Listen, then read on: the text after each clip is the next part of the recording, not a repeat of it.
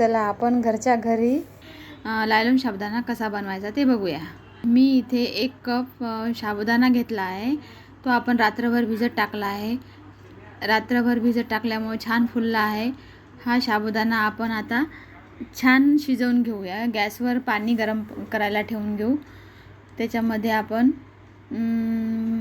पाणी उकळी आल्यानंतर एक चाळणी ठेवून त्यावर आपण साबुदाणा असा पसरून घेऊ छान आणि 5 मिनिट त्याला शिजायसाठी ठेवून।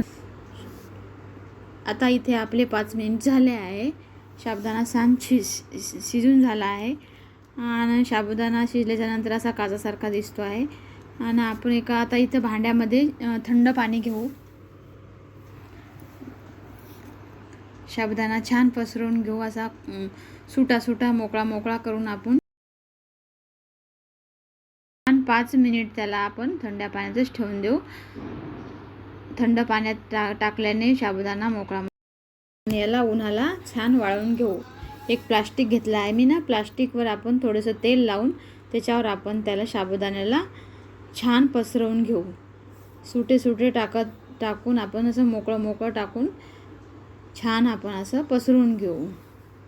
त्यानंतर आपल्याला 2 दिवस त्याला वाळत टाकायचं आहे। हे बघा असा आपला छान साबुदाणा वाळून झाला आहे।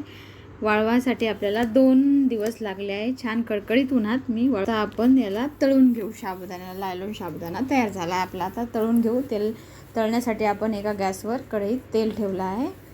आपण आता तेल गरम झाल्यानंतर थोडा थोडा साबुदाणा टाकून घेऊ। हे बघा साबुदाणा कसा असा खूप छान फुलला आहे। आता आपण पूर्ण साबुदाणा तळून घेऊया। हे बघा किती छान असा साबुदाणा आपला फुलत आहे।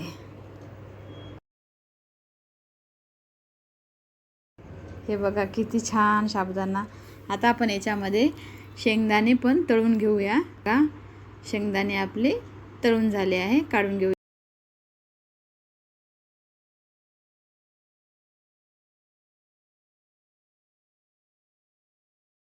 त्याच्यामध्ये आपण आलूचा कीस टाकून घेऊया।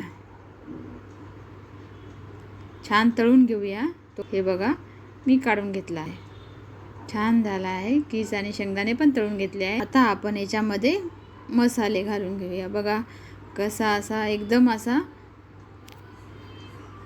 पांढरा पांढरा आणि छान असा साबुदाणा आपला लायलॉन साबुदाणा तयार आहे। मस्त असं छान दिसत आहे। आता याच्यामध्ये आपण मसाले घालून घेऊया। आता मी याच्यामध्ये अर्धा चमच तिखट घेतलं आहे। लाल मिरची पावडर टाकली आहे। आधा चमच नमक आणि थोडीशी साखर टाकली आहे। आता याला आपण छान मिक्स करून